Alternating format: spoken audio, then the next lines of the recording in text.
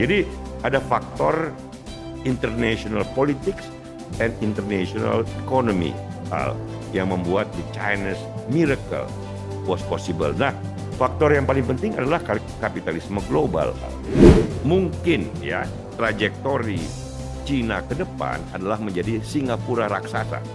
Kalau Singapura dengan 6 juta penduduk, ini dengan 1,4 miliar penduduk. This is socialism with Chinese characteristics. Kalau saya bilang itu kapitalism with Chinese characteristics, gitu loh. Tinggal dari mana melihatnya, gitu kira-kira. Jadi buku ini dengan bagus blend, mix ya, antara bagaimana kita melihat Cina ekonominya, ada perspektif historisnya juga, ada perspektif kebudayaannya juga, ada dinamika sosial yang baru ya.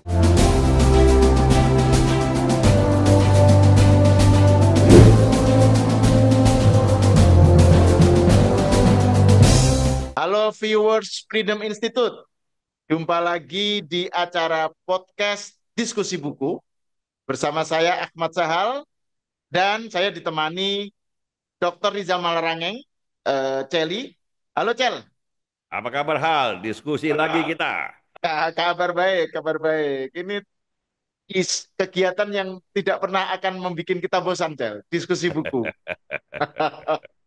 Nah, diskusi sebelumnya, ini kan sudah 3 kali ya. Nah, diskusi yang kedua kemarin kan tentang pemikiran dan bukunya Daron Acemoglu, pemenang Nobel Ekonomi tahun ini. Nah, di bagian akhir kita akan membahas soal Cina sebagai fenomena yang eh, betul-betul dalam 3 dekade, 4 dekade terakhir ini betul-betul fenomenal. Ya. Pengaruhnya Ya. Drama terhadap kemanusiaan terbesar di abad ke-20 dan drama 21 kemanusiaan itu di dalam salah satunya. sejarah Cina itu sendiri dan juga pengaruhnya, Cel. Pengaruhnya dalam kancah internasional itu luar biasa. Nah, ada satu buku yang menarik untuk kita diskusikan, dan ini pengaruhnya juga luas di kalangan akademia ya, didiskusikan di banyak kesempatan. Buku karya Ke Eugene, The New China Playbook, Beyond Socialism and Capitalism. Nah, subtitlenya aja udah menarik itu. Beyond Socialism Jadi and Capitalism. Nah, ini menurut saya perlu kita bedah ya sebagai kelanjutan dan perkembangan dari diskusi kita sebelumnya ya. Menurut sebagaimana biasa kita membahas tentang pengarangnya dulu nih, Ki ya, Eugene ini. Sosok yang dianggap tepat membedah Cina eh, karena dia punya background dan pendidikan dan sejarah ya, yang unik gitu. ya. Nah, Ki Eugene ini siapa nih, Cal? Ya, jadi memang profesor muda ini kayak Eugene ya. Sekarang kan profesor di London di London School of Economics (LSE). Tapi dia menjadi pengajar yang sangat populer karena terbitnya buku ini tahun lalu, eh, The New China Playbook, dan seperti kata Sal tadi, anak judulnya ini menantang dan menarik gitu. Beyond Socialism and Capitalism. Jadi buku ini dibahas luas karena memang sangat bagus, sangat bagus. Dia memberi pengertian yang eh, dari seseorang yang tumbuh sendiri, tumbuh lahir di Cina dan kemudian Ke Eugene ya, yang sekarang berusia 42 tahun, profesor muda yang bagus. Eh, Dia anak seorang pejabat dan intelektual di Cina, wakil menteri keuangan, nggak main-main. Tapi pada umur 14 tahun, dia mendapat beasiswa untuk SMA di Bronx, New York. Dan dari members of the communist family, dia merasakan demokrasi di New York langsung. Pada saat pemilu lokal, dia ikut bagi-bagi pamflet. Kemudian dia masuk Hmm. S2, S3 di Harvard, di Department of Economics, dengan profesor-profesor yang terkenal. Kan itu ada Lawrence Summers, ada profesornya langsung yang International Economics itu Ken Rogoff, penulis Handbook of International Economics tuh. Jadi dia rupanya sangat pandai, sangat cepat, dan bahasa Inggrisnya luar biasa bagus. Kalau kita dengar di YouTube kan, orangnya menarik dengan bahasa Inggris yang begitu fasih gitu. Dan dia kemudian diterima sebagai dosen dan profesor di LSE di London. Nah, tahun lalu dia menerbitkan bukunya yang monumental dan membuat dia menjadi global apa namanya speakers everywhere. Bukunya direview di Eropa, di Amerika, di Asia. Dia diundang kemana-mana, dia di Davos menjadi bintang, dan dia menjadi intelektual publik yang menjadi semacam jembatan between the East and the West. Nah, tentang bukunya itu sendiri, Cel, The New China Playbook. Kan orang kan banyak yang berbicara mengenai apa the Chinese exceptionalism dan lain-lain ya. Menurut menurut Celi, sebenarnya apa yang stand out, apa yang menonjol dari buku ini, The New Ya, China Playbook tuh? Kenapa itu menarik dan perlu kita telaah? ya. Jadi yang paling penting kan rahasia suksesnya. Kenapa dia sukses? Apa sih bekerjanya ekonomi Cina yang sesungguhnya itu apa dalam 40 tahun terakhir. Nah, yang penting sebelumnya kita mengerti adalah dia juga menjelaskan dalam bab pertama, bab kedua itu kan apa sih esensi the Chinese miracle. Jadi keajaiban Cina Hmm, itu apa? Karena keajaiban ini kemudian berubah bentuk ya dari ya, bentuk yang imitatif menjadi bentuk yang kreatif. Nah, keajaiban itu kalau saya gampangkan supaya pemirsa kita kan tidak semuanya tahu apa sih ya. pertumbuhan 40 tahun itu kenapa dianggap dia mengejutkan. Dulu orang di Beijing kan naik sepeda pada saat baru mulai dibuka oleh Deng Xiaoping pada tahun 79 kan. Itu orang di Beijing masih naik sepeda pakai baju yang baju gaya komunis itu loh, kayak baju koko yang warnanya Hmm, abu-abu muda, abu-abu tua itu loh. ya. Tapi setelah 40 tahun kemudian di Cina, di Beijing, di Shanghai itu mobil listrik. Gedung-gedungnya sudah bertingkat, nggak lagi kubu, nggak lagi satu warna, monocolor kayak gaya komunis gitu. Nah, gampangnya adalah kalau Amerika 40 tahun berkembang kesejahteraan, gampangnya begitu ya, 4 kali lipat, kita 10 kali lipat, the Chinese miracle 60 kali lipat dari segi pertumbuhan pendapatan per kapita. Nah ini di balik angka-angka ini ada drama yang besar. Yang tadi kan orang naik sepeda menjadi mobil listrik, gedung-gedungnya begitu banyak, padat dan cantik, situasi masyarakatnya urbanisasi, orang dari desa petani menjadi pekerja industri, menjadi kaum urban. Ya, penduduk yang bertambah tetapi karena skala ekonomi yang bertambah jadi Cina menjadi sekarang ini dari negara miskin tahun 78 sebelum dibuka dan dikembangkan oleh Deng Xiaoping dan kawan-kawannya. Setelah itu Cina sekarang menjadi negara superpower bersama Amerika. Dua negara yang terpenting baik secara politik maupun secara ekonomi. Nah, karena itu orang berkata, bagaimana sebenarnya bekerjanya ekonomi Cina kok bisa begitu dahsyat? What is the Chinese model and Chinese Hmm. exceptionalism seperti yang tadi saya katakan. Nah, ini yang dijelaskan dengan sangat baik oleh Ke Eugene Hall, the Chinese model. Kayak gitu kira-kira Hal. Hmm. Itu tadi Celi nyebut soal drama kemanusiaan itu kalau diilustrasikan itu dari segi angka berapa berapa puluh atau ratus juta orang yang orang Cina yang terangkat dari kemiskinan itu, Del. Dalam 40 Kalau tahun kurang lebih 8 dari sekarang kan penduduk Cina 1,4 miliar manusia. Ya, bersama oke. India dua terbesar penduduk. Sekarang kurang lebih dia bisa mengangkat dalam 40 tahun 800 juta orang dari jurang kemiskinan. Sekarang anak muda Cina, ini kita bahas nanti ya sebagai sebuah persoalan baru. Mm-mm. Orang yang Ya. berusia 20 tahun sampai 45 tahun itu jumlahnya 500 juta manusia yang bisa disebut sebagai anak muda kelas menengah. Ini nanti oleh Ke Eugene dianggap sebagai salah satu potensi yang sangat besar sekaligus problematik yang sekarang harus diselesaikan oleh pemerintah Cina. Tapi intinya adalah kalau dia katakan the Chinese model, bagaimana sih Mm. bekerjanya eh, ekonomi Cina, strukturnya, institusinya. Ini kan intinya yang disebut dengan the Chinese Mm. Mm. exceptionalism yang beyond socialism and capitalism itu loh.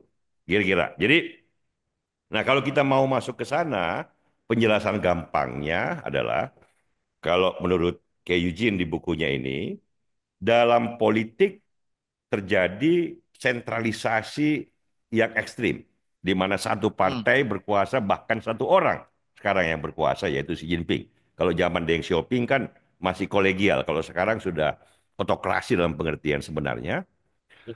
Kemudian dalam ekonominya, ya, dalam ekonominya pada saat dia yang membuka, mendorong orang kaya, menciptakan orang kaya, pokoknya ya sosialisme, kapitalisme kalau dia bilang kucing putih atau kucing hitam, yang penting bisa nangkep tikus, ya kan? Ya. Didorong orang kaya lebih dulu, oke lah, nanti yang lain akan menyusul. Nah, itu ekonominya, desentralisasinya ekstrim. Jadi politiknya ekstrim, tunggal, tertutup, ya kalau istilah Acemoglu kemarin, eksklusif, ekstrim. Hmm. Tetapi dalam ekonomi dia ekstrim decentralized system, di mana kabupaten dan kota madya, di mana bupati dan wali kota menjadi pelaku-pelaku aktif terdepan Hmm. yang dipimpin diatur oleh pemerintah pusat. Di samping sektor lain seperti BUMN Cina yang kurang lebih hampir sama dengan Indonesia 20 sampai 30% ekonominya itu BUMN, state owned enterprises gitu. Yang juga dikendalikan. Dunia perbankannya dikendalikan pemerintah pusat. Oke, tetapi pada tingkat ekonomi realnya, sang bupati lah, sang wali kota lah, dan tumbuhnya entrepreneur lokal yang mendominasi panggung ekonomi Cina.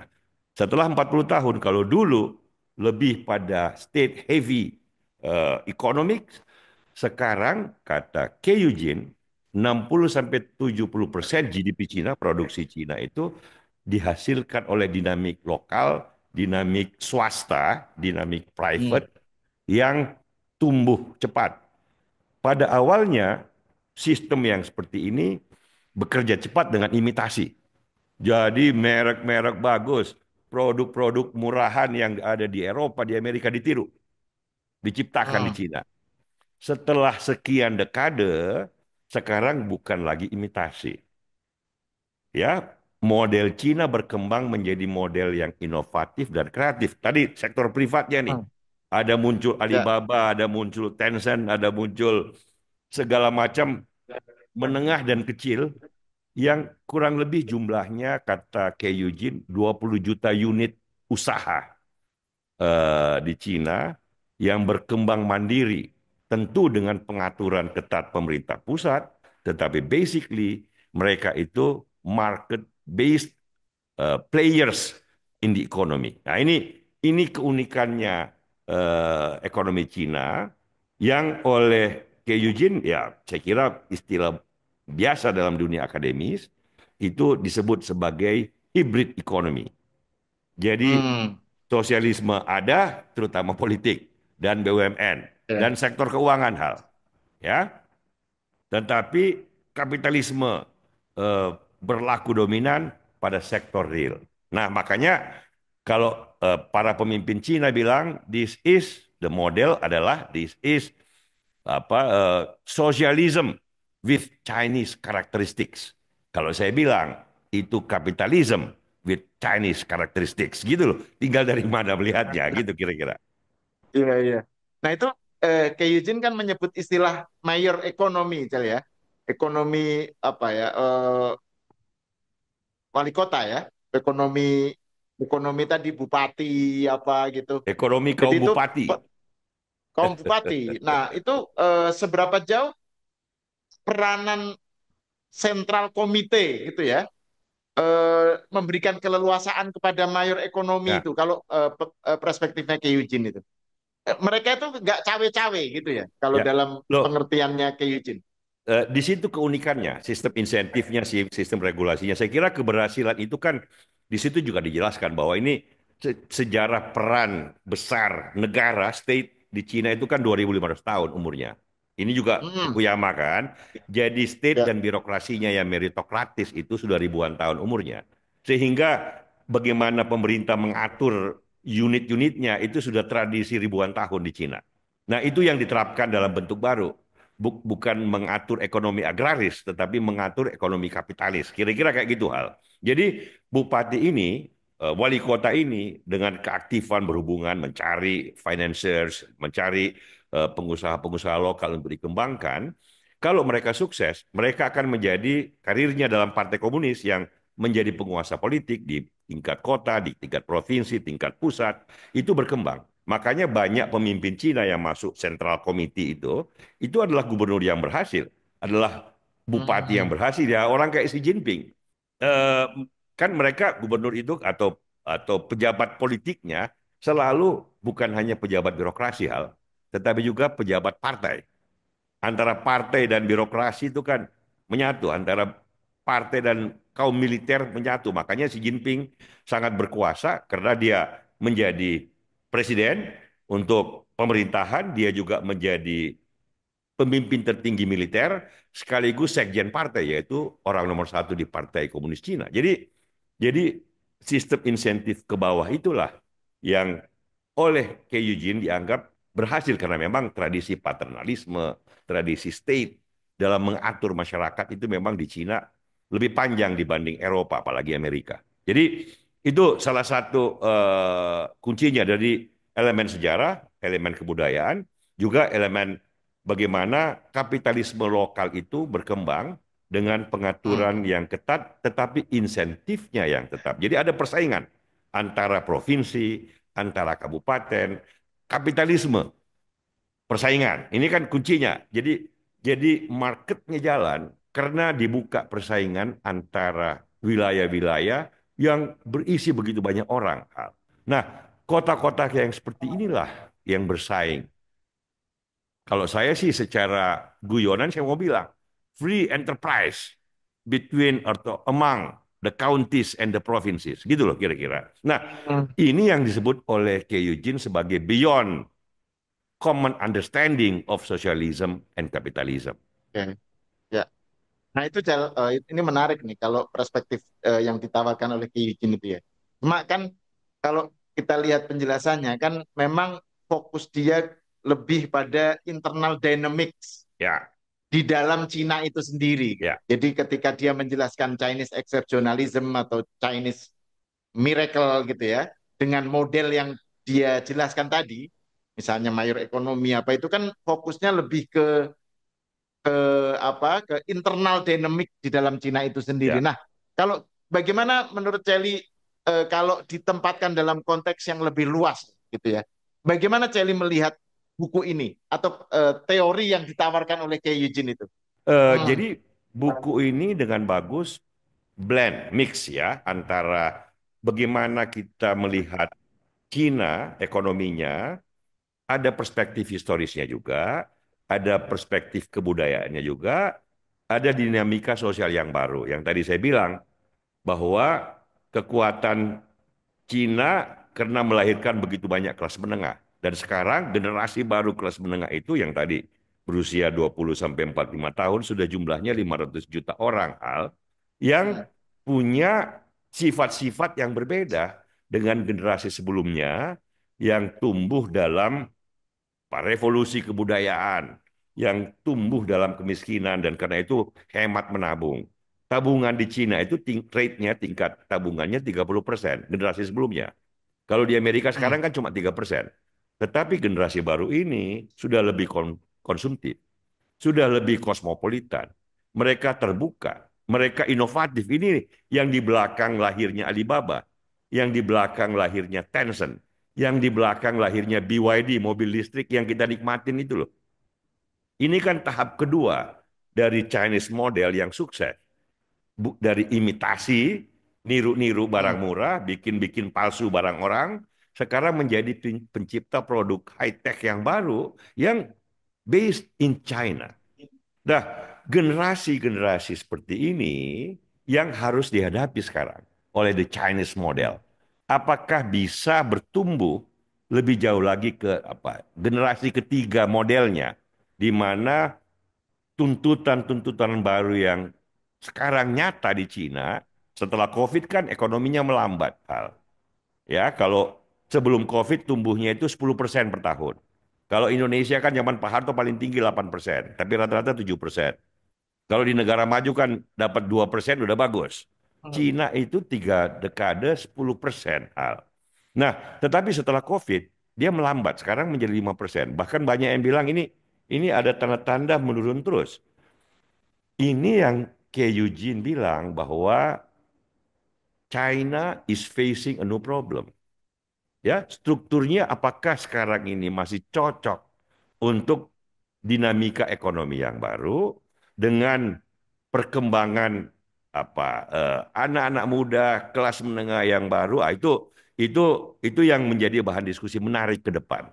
Meskipun buku ini memang sangat menarik ya, tapi kalau menurut Celi sebagai political scientist ya, apa yang menurut Celi kurang mendapat perhatian dari Ke Eugene? Ya, jadi Maksudnya memang dari aspek yang lebih luas. betul. Jadi ini saya sebagai orang yang belajar ilmu politik dan international politics ya. Walaupun kayak Eugene latar belakangnya adalah international economics and finance, aspek itu agak kurang dijadikan satu acuan dalam melihat the Chinese miracle. Karena waktu Deng Xiaoping tahun 79 mulai buka Cina, 78 kan dia jadi pimpinan tertinggi. Itu dunia itu kebetulan. Saat itu kan juga di Amerika dan di Eropa muncul dua pemimpin yang menjadi simbol dari optimisme Barat waktu itu, quote and quote. Hmm. Ada Ronald Reagan, ada Margaret Thatcher. Mereka pemimpin-pemimpin yang confident untuk lebih banyak lagi free trade, lebih banyak lagi perdagangan yang terbuka. Globalisasi pada tingkat yang intensif kan mulai pada dekade itu. Dan kebetulan ada teknologinya yang baru yang memungkinkan itu, yaitu internet, komunikasi baru, handphone. Kemudian dari segi logistik, kapal-kapal besar untuk pengangkut logistik yang membuat mata rantai produksi mungkin lebih gampang. Jadi ada faktor politik dan teknologi. Tapi faktor politiknya pada saat itu Baik. Amerika dan Eropa sangat percaya diri karena lihat Uni Soviet kan lagi turun, mau runtuh tahun 91. Hmm. Jadi pada saat itulah di berbagai dunia termasuk Indonesia, deregulasi ekonomi, kebijakan ekonomi pro pasar oleh Pak Wijoyo, oleh Pak Harto. Jadi di Eropa hal yang sama kan terjadi dengan Thatcherism, Tony Blair yang menggantikannya juga pro pasar juga. Nah, Ya. situasi ini ya yang memudahkan Cina untuk tumbuh, ada jembatannya dengan Hong Kong kan, ada yang sudah berkembang menjadi pusat eh, keuangan di Asia waktu itu. Jadi begitu Deng Xiaoping membuka Cina, produksi finance mengalir, perpindahan mata rantai produksi dari Eropa dan Amerika dengan gampang dimudahkan, bahkan diberikan preferensi khusus. Nah, puncaknya adalah pada tahun 2001 di mana Cina diterima dalam WTO. Nah, itu kan yang jadi milestone in history, bagaimana Cina pertama tahun 71-72 dibuka oleh Henry Kissinger dan Presiden Nixon. Ya kan? Kemudian mau selesai, masuk Deng Xiaoping, dia buka Cina. Pada saat dibuka, dunia memang memasuki era globalisasi yang intensif, di mana dua pemimpin terpenting saat itu, Ronald Reagan dan Margaret Thatcher, begitu confident.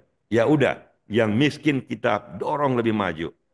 Seandainya Cina dibuka sekarang, di mana dunia agak pesimis, di mana pemimpin seperti Trump misalnya, justru proteksionis dan nggak mau negara lain ikut maju, itu kan belum tentu Cina bisa segampang itu mengalihkan produksi dari Hmm. Amerika ke Cina, mengundang begitu banyak pemodal dari Amerika. Kalau kita baca buku Chris Miller, The Chip War, kita akan tahu bahwa sektor-sektor digital awal startup yang besar di Cina dikembangkan salah satunya oleh kaum pemodal, kaum pebisnis dari Silicon Valley, lembah Silikon di California. Ya kan, bagaimana dia dibantu oleh Jepang. Cerita tentang Alibaba, bagaimana Jack Ma Hmm. sebelum membangun Alibaba, seorang guru sekolah, dia mencari modal di San Francisco, nggak dapat, dia ke Tokyo, ketemu dengan Masayoshi Son. Kemudian dia dapat pinjaman yang ringan untuk mengembangkan awal Alibaba. Nah, kalau tidak ada kondisi yang terbuka di negara-negara maju dan di negara-negara yang sudah terdepan saat itu seperti Amerika, Jepang, Inggris, Cina tidak segampang itu bisa membangun dengan cepat. Jadi ada faktor international politics and international economy hal yang membuat the Chinese miracle was possible. Nah, faktor yang paling penting adalah kapitalisme global hal. Jadi kapitalisme global itulah yang berkembang, yang ikut membantu cepatnya perkembangan di Cina. Jadi bukan beyond socialism and capitalism. It's another phase of capitalism in a human phase. Jadi Oke. tidak ada sosialisme di situ hal. Sosialismenya dibatasi pada yang politik gitu ya. Ah, itu kira-kira sama ini BUMN. Tetapi kan BUMN beroperasi dalam market society, dalam market interaction, Hmm. bukan beroperasi. Karena kalau sosialisme yang konsisten kan tidak ada hak milik pribadi, tidak ada perdagangan by definition. Kan itu masalahnya. Jadi Ya. BUMN-nya beroperasi, BUMN milik negara, tetapi dia beroperasi dalam kaidah-kaidah pasar. Kalau dia rugi, dia mampus. Ya, dalam hal ini kalau di BUMN rugi, pemerintah akan subsidi. Tapi kalau perusahaan swasta rugi, dia tenggelam. Nah, itu kaidah kompetisi yang diadopsi dengan baik oleh Cina dengan pengaturan politik yang tersentralisasi dengan ekstrim. Itu kira-kira kata Ke Eugene. Dan saya kira itu benar. Dan itu juga kan kalau Kay Eugene menekankan kan dia juga menekankan tentang inovasi, Cel.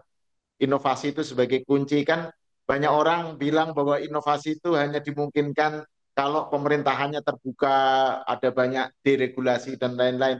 Tapi di Cina ternyata inovasi itu dimungkinkan. Nah, tadi kan Celi cerita tentang banyak barang-barang imitasi, mereka tadinya imitate, kemudian mereka innovate, gitu ya. Itu juga kan nggak mungkin kalau dalam konteks kapitalisme yang tidak global, gitu ya. Nah, sebenarnya dalam hal ini Ke Eugene juga agak melebih-lebihkan. Semua negara maju karena imitasi dulu. Amerika Hmm. maju menyaingi Inggris, mengimitasi produksi-produksi di Inggris abad 19. Jepang maju setelah Perang Dunia Kedua dibantu oleh Amerika juga pertama-tama kan mobilnya mobil kaleng-kaleng, imitasi dari produksi mobil di Detroit. Jadi bahwa imitasi adalah satu proses kemajuan itu betul. Nah, yang di Cina bedanya adalah imitasinya masif. Karena memang negaranya besar sekali, banyak orangnya. Dan imitasinya bisa berjalan dengan baik karena pemerintah pusatnya kuat dan otoriter. Itu kira-kira kayak gitu. Bukan imitation per se. Nah, setelah dia maju seperti Jepang, seperti Korea Selatan kan juga begitu. Taiwan juga begitu. Setelah maju dia menjadi inovatif. Di Korea Selatan sekarang pabrik chip terbesar manufacturingnya, high-end manufacturing terbesar, 80% semikonduktor dunia itu suplainya dari Taiwan. Dulu dia imitasi, sekarang dia semua orang bergantung pada Taiwan. Demikian pula Samsung. Dulu imitasi, sekarang menjadi pesaing Apple yang baik. Nah, jadi kalau miracle itu kuncinya imitasi, saya kira keliru. Miracle itu kuncinya dia benar bahwa di situ ada sentralisasi politik yang ekstrim, tetapi ekonominya ekonomi pasar hal. Jadi Hmm. there is no such thing as beyond socialism or capitalism. It's a different Ya. phase of capitalism. Kira-kira kayak gitulah. Kalau kita bicara tentang Cina, ya, tidak lepas dari pembicaraan mengenai Xi Jinping.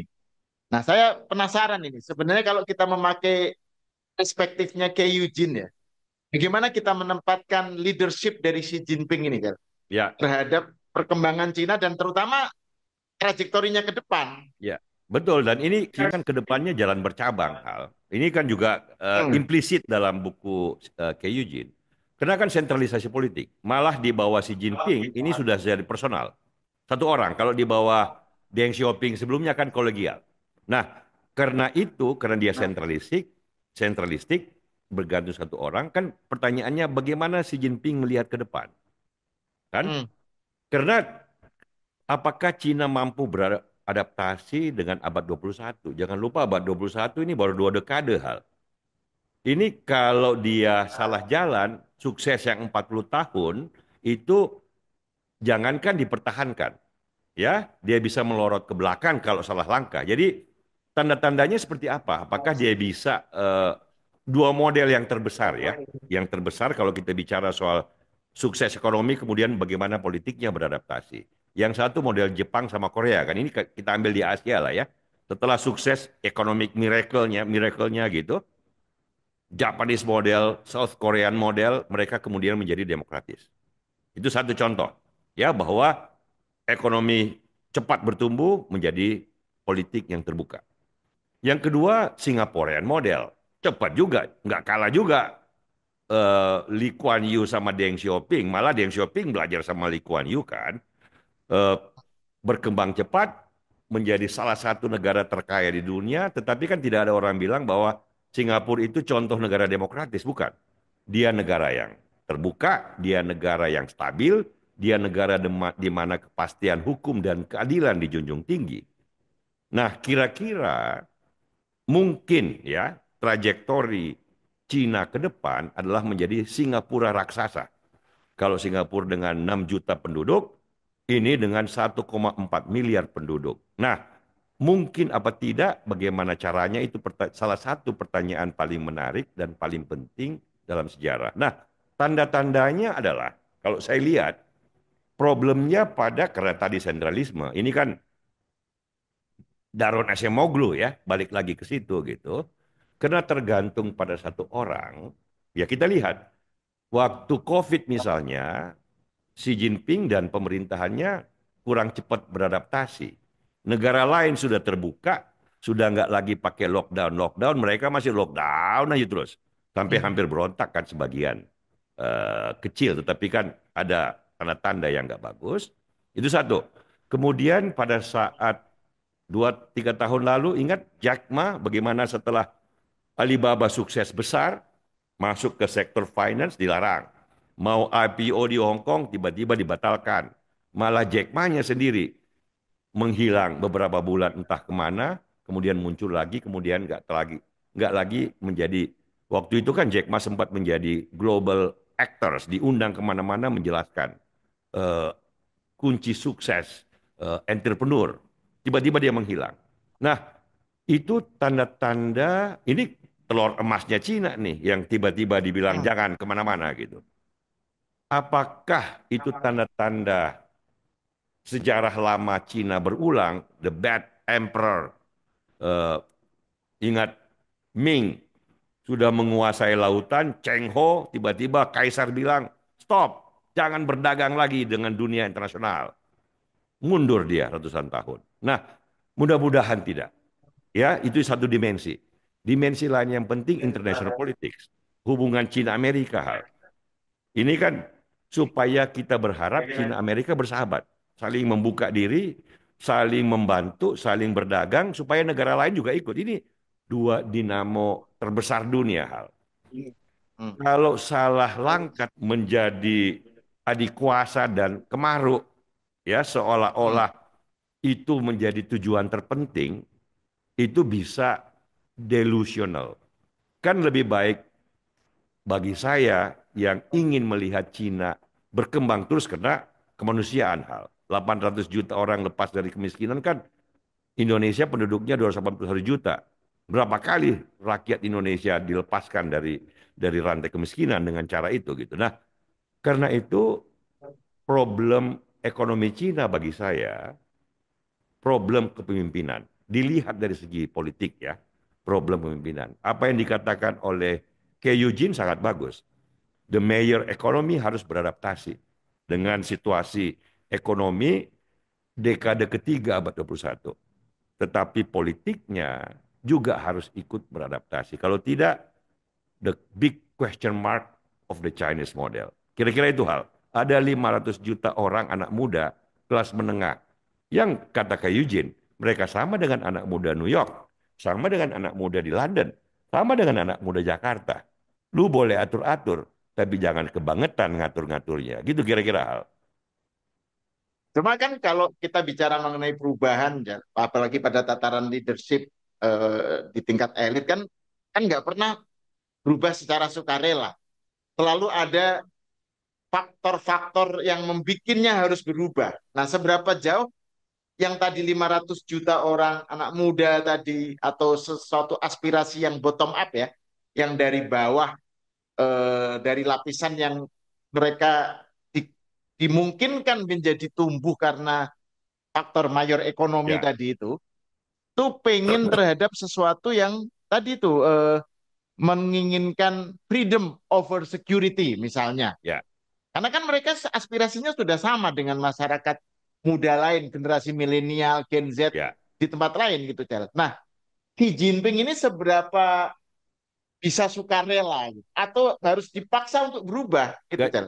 Ya belum tentu hal kan di Singapura kan juga anak mudanya juga sama dengan di Cina kan, tapi kan mereka tidak Oh, meminta demokrasi ala Washington DC gitu loh.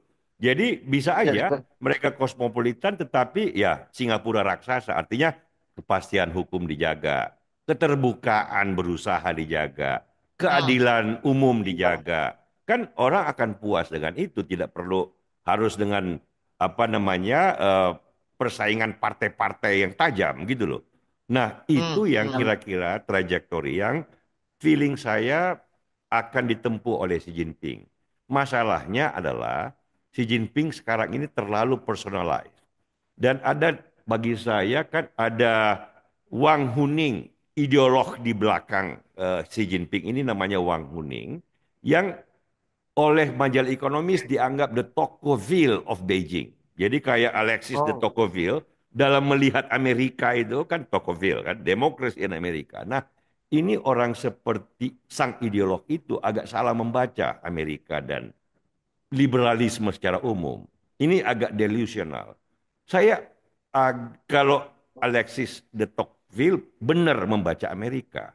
Kalau Wang Huning keliru membaca Amerika. Nah, saya khawatir pemikir seperti ini, ideolog seperti ini terlalu mengunci pikiran Xi Jinping sehingga langkahnya bukannya menjadi Singapura raksasa, dia mengulang kembali kekeliruan Kekaisaran Ming sekian abad yang lalu.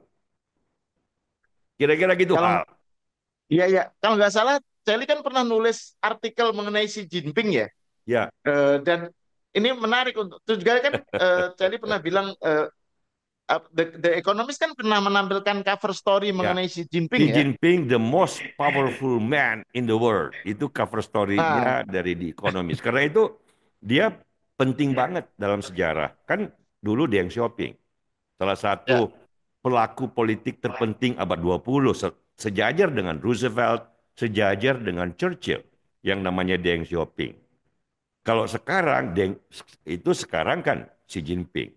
Nah, bagaimana Xi Jinping melakukan langkah ke depan? Itu pertanyaan kemanusiaan terbesar. Salah satunya ya, zaman kita sekarang ini hal. Karena kalau dia keliru, dia kan tunggal sekarang ini.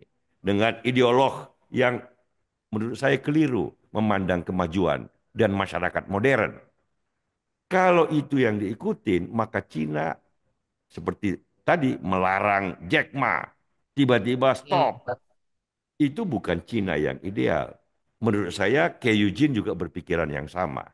Tetapi kan dia orang Cina yang nggak mau dong berbicara terus terang. Tetapi what a stupid action of the government, orang kreatif kayak Jack Ma, macam di Amerika tiba-tiba Elon Musk dibilang nggak boleh lagi kamu bikin SpaceX. Stop, SpaceX-mu kecilin, jangan terbangkan roketmu yang terbaru. Mampus nggak ekonomi digituin? Sekarang belum, jangka panjang pasti. Kira-kira itu tantangan bagi Cina ke depan.